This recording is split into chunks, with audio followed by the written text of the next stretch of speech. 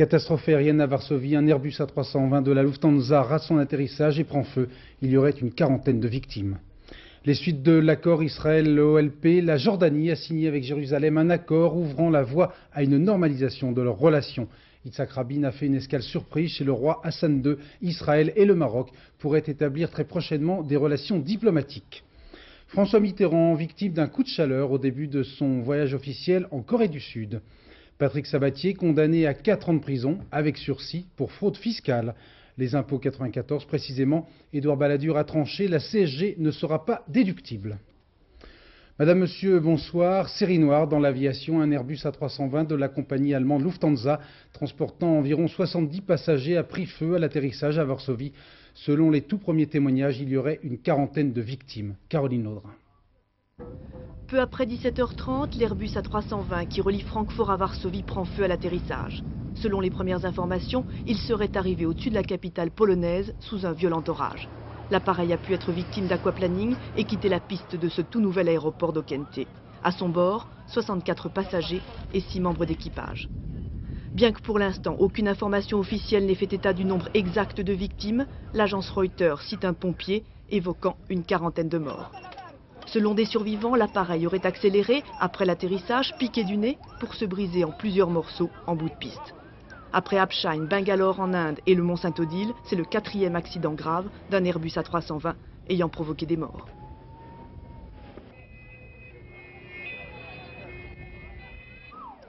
À Tahiti, les 270 passagers d'un Boeing d'Air France ont eu la frayeur de leur vie après un atterrissage raté et leur avion a en effet terminé sa course dans le lagon de Papeete. Que s'est-il passé exactement? L'enquête de Philippe Dumez. Quelques mètres de plus et le Boeing 747-400 d'Air France se retrouvait par 40 mètres sous l'eau dans le lagon de Tahiti. On imagine les conséquences pour les 270 personnes à bord. D'après les premiers éléments de l'enquête, le réacteur de gauche serait passé en sur-régime au moment de l'atterrissage. Lorsque le pilote inverse les réacteurs pour freiner une fois les roues posées, le réacteur de gauche aurait continué à pousser. Résultat, le Boeing a été dévié hors de la piste et seuls 3 passagers ont été légèrement contusionnés. Pourtant, le train avant, sous le choc, a transpercé la cabine de première classe. Une commission d'enquête arrive en ce moment sur place avec le matériel nécessaire pour dégager cet avion de 250 tonnes de sa position très gênante en bout de piste. L'aéroport a été réouvert, mais au risque des compagnies aériennes. Mis en service en mars 91, Air France espère bien réparer cet appareil presque neuf d'un prix d'environ 800 millions de francs. La première visite officielle d'un chef d'État français en Corée du Sud a été marquée ce matin par un incident. François Mitterrand a en effet été victime d'un malaise à l'issue d'une cérémonie d'accueil sous un soleil tropical. Reportage de nos envoyés spéciaux Philippe Arroir, Yves Barbe. Rude journée pour le président Mitterrand qui s'achève par un dîner officiel offert par le chef de l'État coréen Kim Young-chang où tout va pour le mieux. 5 heures plus tôt, François Mitterrand est victime d'un malaise lors de la cérémonie d'accueil à la Maison Bleue, la résidence du président coréen. 14 heures de vol sans escale, 7 heures de décalage, une chaleur moite, 28 degrés, et des œufs mangés auparavant seraient la cause de cette indisposition. Pris d'un vomissement, le président doit interrompre son programme. Il a dû se retirer pendant 5 minutes, il n'a pas subi de soins particuliers, il s'est contenté de boire un verre d'eau, comme ça lui est déjà arrivé en d'autres circonstances. Retour aux affaires, Alain Juppé s'informe de la santé de François Mitterrand, qui le rassure. Les entretiens avec les dirigeants coréens commencent avec 30 minutes de retard et portent sur les dossiers économiques industriels. La France, ayant fait une percée en Corée grâce au TGV, espère bien décrocher d'autres contrats. Après les discussions, François Mitterrand est serein. Comment vous allez? Vous allez mieux? Je me suis inquiété pour l'incident qui s'est arrivé. L'entourage présidentiel confirme encore ce soir que le programme se déroulera normalement, aussi bien en Corée qu'au Kazakhstan, où M. Mitterrand est attendu jeudi, malgré l'épidémie de choléra qui sévit dans ce pays. Le porte-parole de l'Élysée y faisait allusion il y a un instant. Ce n'est pas la première fois que François Mitterrand est victime de coups de chaleur ou de coups de fatigue. Rappel avec Nathalie Saint-Cric. Mai 82, François Mitterrand est alors en visite d'État au Niger. Chaleur étouffante et humide, à Niamey, le chef de l'État est victime d'un léger étourdissement. Coup de chaleur, dit son médecin, pendant la visite du musée de la capitale. Après une courte pause, François Mitterrand poursuit sans modification le programme officiel. Octobre 89, Caracas, Venezuela, léger malaise lors de la cérémonie à l'aéroport. Chaleur et fatigue, François Mitterrand arrive juste de Guadeloupe. Il vient de parcourir au pas de course et en pleine chaleur l'île sinistrée par un cyclone. Là encore, le programme officiel ne sera pas bouleversé. Le chef de l'État prendra part le soir même au dîner offert en son honneur. Décalage horaire, chaleur, rythme soutenu des voyages officiels, d'autres chefs d'État ont connu cela. En janvier 82, George Bush, alors président des États-Unis, s'évanouit, victime d'une gastro-entérite lors d'un dîner à Tokyo. Il ne réapparaîtra en public que 17 heures plus tard. François Mitterrand fêtera dans un mois ses 77 ans.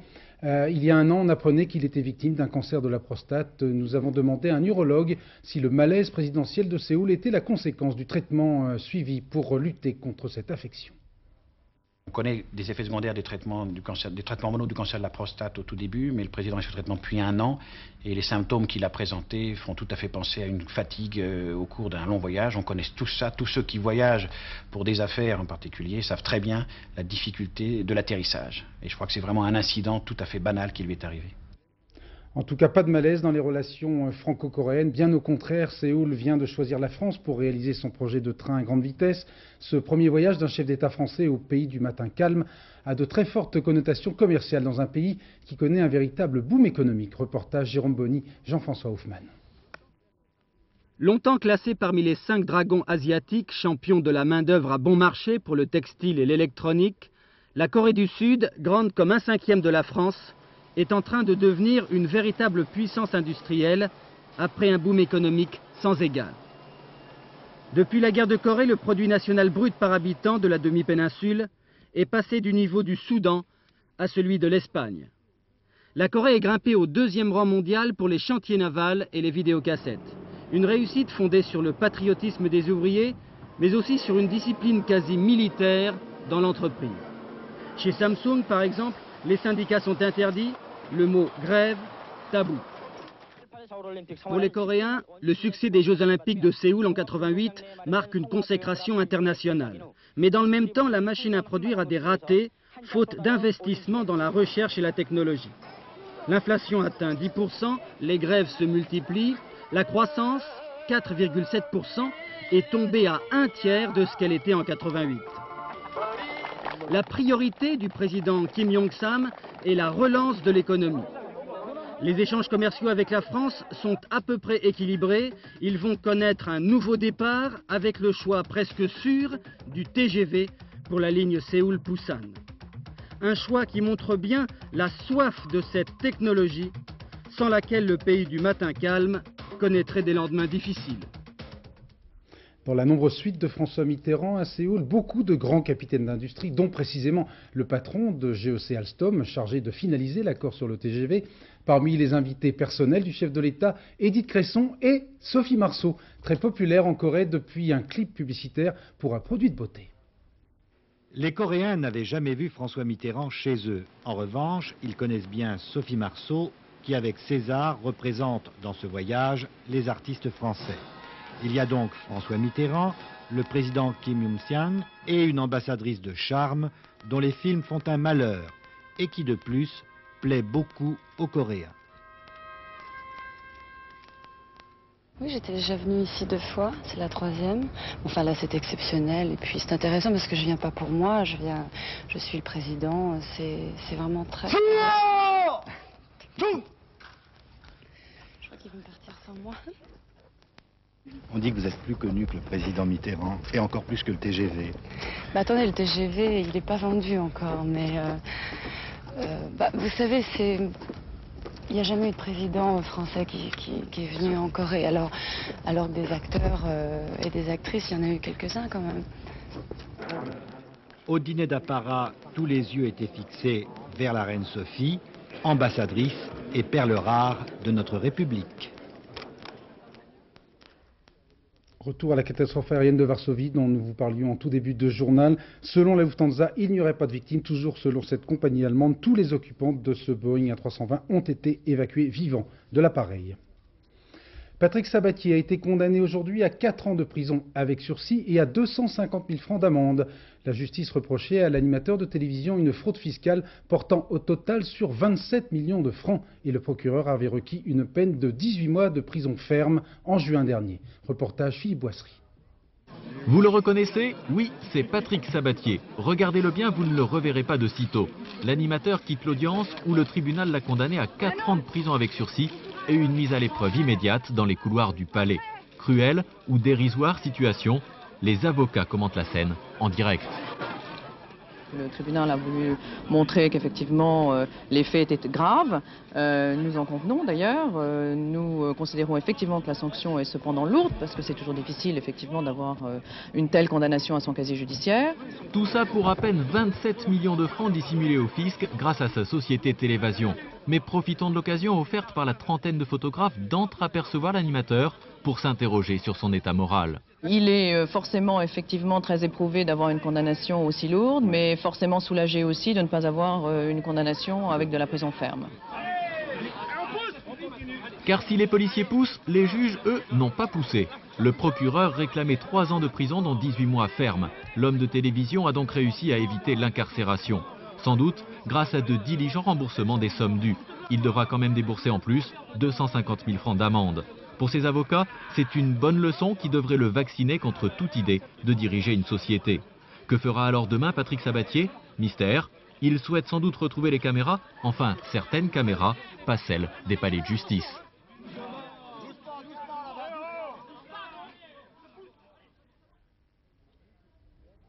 Les bons contribuables sauront dès la semaine prochaine à quelle sauce fiscale ils seront mangés l'année prochaine. Le budget 94 sera en effet discuté en Conseil des ministres mercredi prochain, le 22 septembre.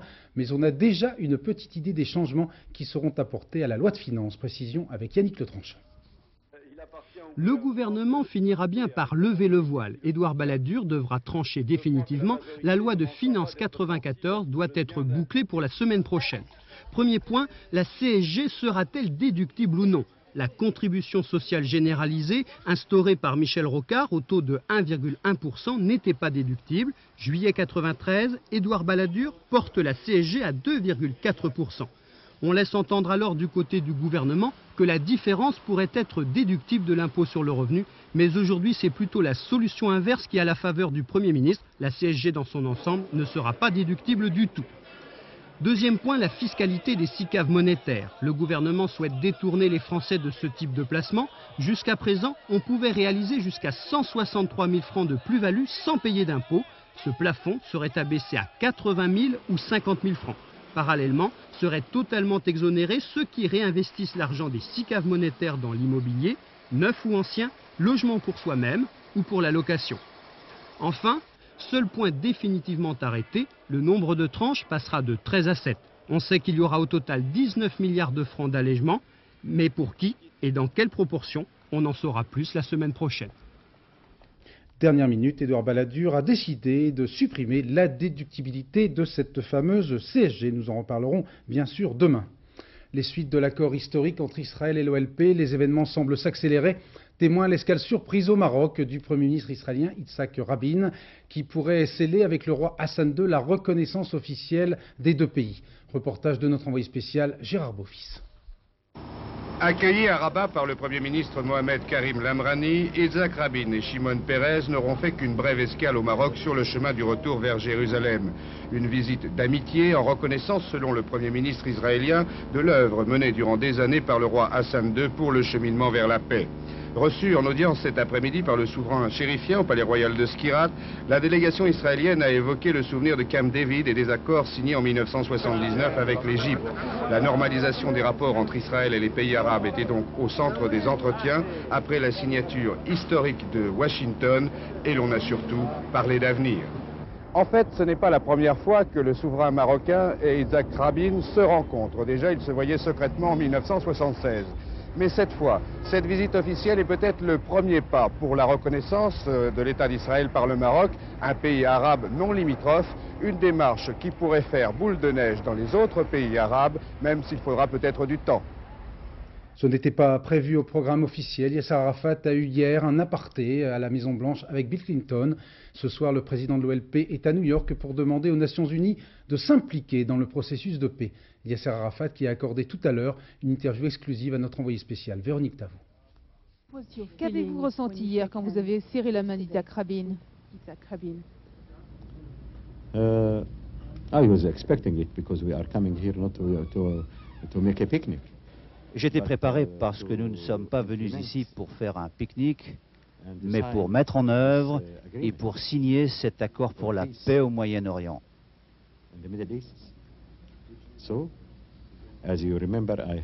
Et comme vous le savez bien, j'ai depuis longtemps souvent tendu la main au Premier ministre Yitzhak Rabin et au cabinet israélien pour faire la paix des braves. Vous avez vu qu'hier, il y a eu de nouveaux actes de violence à Gaza. Qu'allez-vous faire par rapport à cela? Nous nous y attendions bien sûr, mais la population palestinienne nous soutient. Et cet accord essentiel, il faut maintenant le mettre en œuvre, pas seulement à Gaza, mais dans l'ensemble des territoires occupés. Aux Israéliens qui ont peur de cet accord, que leur dites-vous? Continuons sur cette voie, la voie de la paix, et construisons ensemble la paix en Terre Sainte. En tout cas, l'accord signé hier à Washington semble avoir débloqué bien des verrous diplomatiques ou psychologiques. La Jordanie et Israël ont en effet signé ce matin, toujours à Washington, un accord sur l'ordre du jour de leur pourparlers de paix. Les derniers événements sont bien évidemment suivis avec passion par des centaines de milliers de Palestiniens réfugiés précisément en Jordanie. Reportage de nos envoyés spéciaux Isabelle Bechler, Roger Mathurin. Bakaa, au nord-ouest d'Amman, le plus grand camp palestinien de Jordanie. Plus de 100 000 habitants s'y entassent, 80% d'entre eux sont des réfugiés de 1948, les autres sont arrivés après la guerre des 6 jours. Le camp a ses notables aussi, comme Salem Abou Khrayem, un chef de clan, membre du Conseil national palestinien, très sceptique. Vous comprenez, je n'ai pas senti 2 États signés hier soir. L'équation est trop déséquilibrée. Il y avait un fort et un faible, manifestement. Et vous savez, je ne fais pas confiance à Israël pour appliquer toutes les conditions qui ont été négociées dans les accords avec nous. Heureusement, il n'y a pas eu d'affrontement entre pro et anti-Washington, pro et anti-Arafat. Et pourtant, toutes les opinions sont représentées dans le camp. Cette banderole condamne, je cite, le projet trahison comme un signe de honte au front des vendeurs de patrie. Les plus désabusés sont souvent les gens plus âgés qui n'ont plus l'espoir de rentrer en Palestine avant de mourir. Yasser Arafat, ce qu'il a fait, ce n'est pas notre droit. Vous comprenez, notre droit, c'est toute la Palestine. Je ne peux pas me contenter de Jéricho et de Gaza. C'est quand même un grand acquis pour le peuple palestinien. Washington, c'est la première fois que son droit à l'indépendance et son identité ont été reconnus par la communauté internationale. Une règle a été édictée dans le camp. Ceux qui sont contre le processus de Washington manifesteront le matin. Ceux qui croient à l'action de Yasser Arafat le feront l'après-midi. L'amertume, l'espoir, la lassitude cohabitent, mais pour la première fois, les Palestiniens de Bakaa ne se sentent plus complètement ignorés du monde. En Israël, où la poignée de main Rabin-Arafat a provoqué un choc, et le terme est faible, les réactions sont toujours très contrastées, de même que dans les territoires occupés. Reportage de notre correspondant Charles Anderlin. 1500 islamistes et marxistes se sont retrouvés à l'université palestinienne de Bir Zeid près de Ramallah pour condamner l'entente entre Israël et l'OLP. Un orateur intégriste promet qu'Arafat, le traître, connaîtra le même sort que Sadat. Azzedine, c'est le nom du commando armé du Hamas, le principal ennemi d'Israël aujourd'hui dans les territoires occupés. Bassam Chaka, l'ancien maire de Naplouse, il a perdu ses 2 jambes il y a une dizaine d'années dans un attentat commis par des Israéliens. Il félicite la foule pour ses slogans. Ses opposants sont minoritaires dans les territoires occupés. Le Fatah, l'organisation de Yasser Arafat, parvient à mobiliser des foules immenses, comme ici à Naplouse ce matin. Et puis une mode nouvelle a fait son apparition dans la rue palestinienne. Ce soir, la fête continue dans toutes les villes et les villages palestiniens. Les soldats israéliens se contentent de diriger la circulation. En Israël, seules les premières pages des journaux indiquent qu'il s'est passé quelque chose. Une apathie apparente démentie par les sondages. Plus de 62% des Israéliens soutiennent l'accord avec l'OLP. Le plus célèbre dissident chinois, Wei Jingsheng, a été libéré aujourd'hui sous condition après avoir passé plus de 14 ans dans des camps de rééducation. Cet homme de 43 ans, qui avait joué un rôle moteur dans le premier printemps de Pékin en 78-79, avait été condamné à 15 ans de prison pour activité contre-révolutionnaire. Il semble bien que cette libération légèrement anticipée soit directement liée à la candidature de Pékin aux Jeux Olympiques de l'an 2000. L'association Reporters sans frontières rappelle ce soir que 25 autres journalistes chinois sont toujours emprisonnés pour avoir émis des opinions divergentes de celles du régime en place. Le ministre des Affaires étrangères de Belgique, qui préside actuellement la communauté européenne, est revenu de Washington bredouille. Selon Willy Claes, les discussions Europe-États-Unis sur la renégociation du volet agricole du GATT sont toujours au point mort. C'est précisément pour manifester hautement leur rejet de cet accord du GATT que les dirigeants de la coordination rurale ont décidé d'organiser à partir de cette nuit une nouvelle tentative de blocus de Paris. Demain matin, embouteillage et cafouillage risquent d'être les deux mamelles des automobilistes. Éric Monnier. Ce matin, à Bordeaux, c'était un peu la répétition générale. 400 agriculteurs en route pour Paris ont bloqué le pont d'Aquitaine pendant une demi-heure. Simple escarmouche, histoire de faire monter un peu la pression. Pour demain, c'est un tout autre plan de bataille qu'a prévu la coordination rurale. Côté tactique, la brigade légère a été préférée aux blindés. Pas de tracteurs, mais de petits groupes commandos, en voiture, très mobiles, qui bénéficieront d'une grande liberté de manœuvre. L'état-major a choisi la frappe chirurgicale. Tout sera coordonné à partir de ce QG, une ferme de Granville, petite bourgade d'Eure-et-Loir. Côté stratégie, c'est simple. Dès 3 h du matin, former des barrages sur les routes, mais aussi sur les voies de chemin de fer. Les objectifs précis ne seront pas connus, ils seront tirés au sort au dernier moment pour éviter les fuites. Alors, Waterloo ou Austerlitz, la grande incertitude, c'est l'ampleur de la mobilisation. D'autant que la FNSEA, largement majoritaire dans le monde paysan, a déjà allumé un contre-feu en fixant au 20 septembre sa propre journée d'action nationale. Quoi qu'il en soit, le ministre de l'Agriculture a mis en garde les responsables de la coordination rurale. Jean Puech estime que ce type d'action, je cite, comporte un risque d'isolement des agriculteurs dans la société française.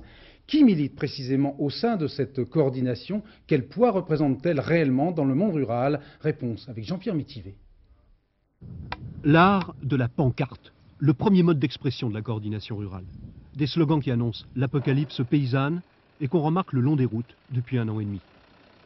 L'art de l'action musclée, toujours plus musclé, c'est le second mode d'expression, surtout dans le sud-ouest. Car le fief, c'est ici, dans le Gers. Mais attention, ce ne sont pas des petits paysans gersois qui ont créé ce mouvement, non, ce sont de gros exploitants de la Beauce venus s'installer dans le Gers.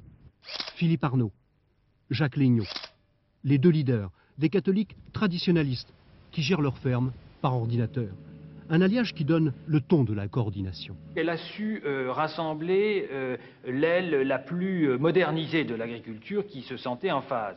Et puis d'autre part, elle a repris à son compte un discours, je dirais très traditionnel, qui court en France depuis les débuts de la Troisième République, et qui est un discours très paysaniste sur le paysan éternel, sur la difficulté du travail de la terre. Et ça marche, un peu. La coordination parvient à regrouper des assemblages hétéroclites. Côte à côte, les paysans communistes du MODEF, les paysans très à droite de la FFA, mais surtout, de gros céréaliers du bassin parisien. L'an dernier, le premier blocus de Paris avait échoué, faute de troupes. La coordination veut effacer ce fiasco. On saura demain si l'objectif n'est pas encore trop ambitieux. Les rillettes de marque Tradilège sont bien coupables de listériose, confirmation par les toutes dernières analyses bactériologiques effectuées à l'Institut Pasteur. Si, dès le 24 août, la Direction générale de la santé avait ordonné le retrait de ces pots de rillettes des rayons des centres Leclerc, c'est sur la base d'une enquête menée par des super flics de la santé qui, avec l'aide d'ordinateurs, traquent l'épidémiologie. Reportage avec Jean-Daniel Flézaquier et Jean Cornu.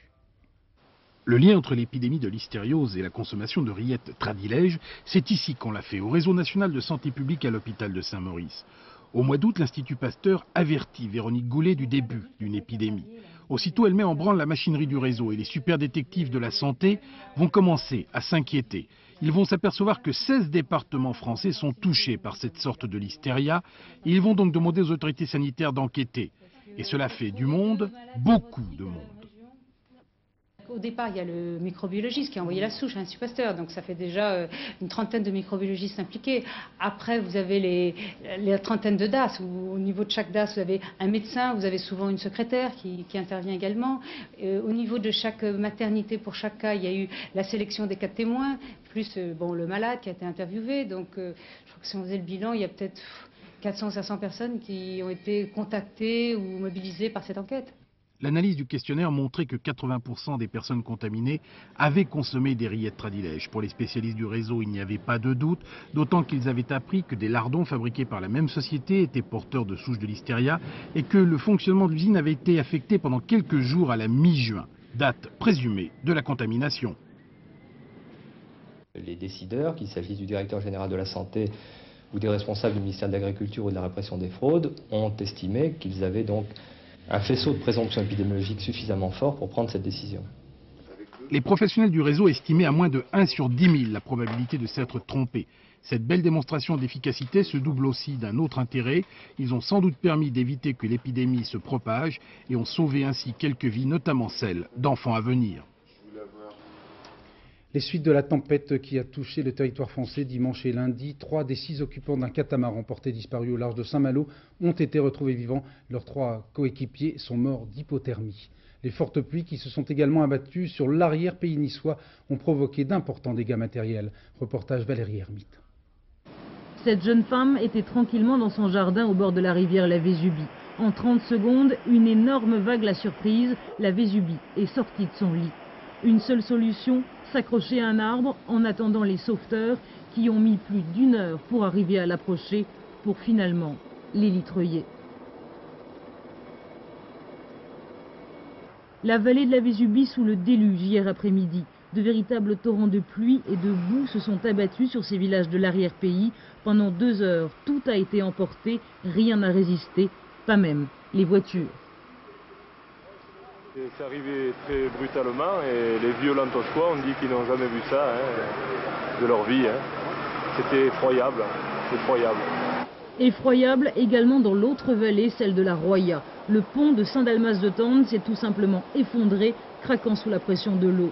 Des hameaux coupés de tout, y compris d'électricité pendant plusieurs heures. Certains villageois ont même dû être évacués. Quand la préfecture nous a téléphoné qu'il fallait faire évacuer le village, qu'il y avait une lame d'eau de 4 mètres d'auteur qui descendait de Castéridon. On ne savait pas si c'était un bouchon qui s'était créé dans la rivière, si c'était le barrage qui craquait, si c'était que la rivière était trop grosse et que ça risquait d'inonder partout. 50 millions de francs de dégâts pour le seul réseau routier, ça n'est qu'une première estimation. La préfecture a transmis à l'État une demande de 5 communes pour leur classement en zone sinistrée.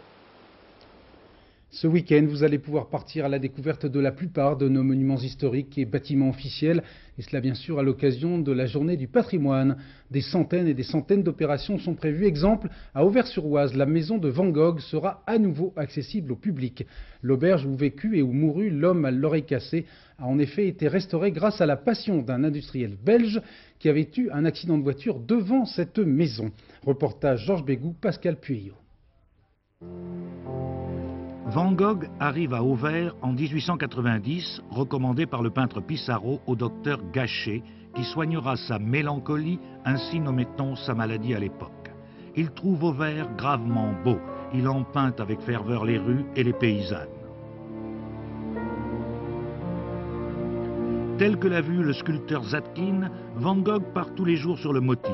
En 70 jours, il réalise 70 toiles. Les lieux où il pose son chevalet sont aujourd'hui signalés par le tableau correspondant. Au retour des champs, il passe invariablement devant l'église qu'il va transfigurer en un de ses plus célèbres tableaux. La petite mairie, qui fait face à l'auberge Ravoux, n'a pas changé. Il la peignit un 14 juillet. C'est ici qu'il avait pris pension dans ce commerce de vin qui faisait aussi restaurant et louait des chambres. L'auberge Ravoux, méticuleusement restaurée et meublée à nouveau comme au temps de Van Gogh, nous est rendue après 8 ans d'efforts. On pourra à nouveau y déjeuner et goûter à l'absinthe dans des verres d'époque.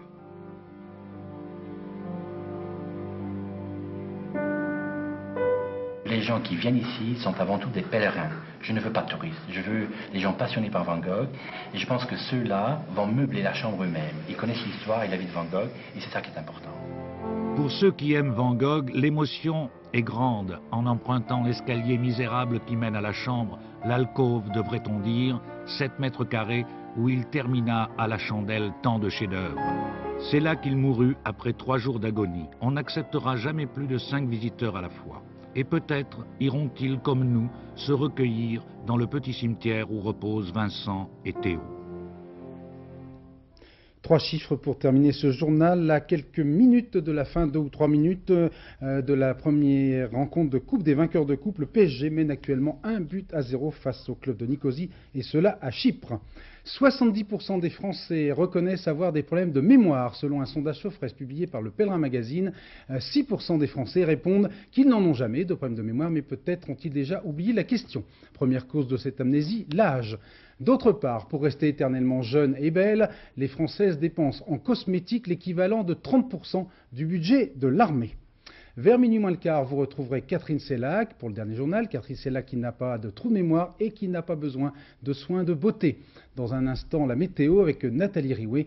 Je vous laisse avec successivement Pierre Richard, Pierre Palmade et Smaïn, puis Mireille Dumas. Et sur cette pensée du jour, celui qui ne sait pas se contenter de peu ne sera jamais content de rien.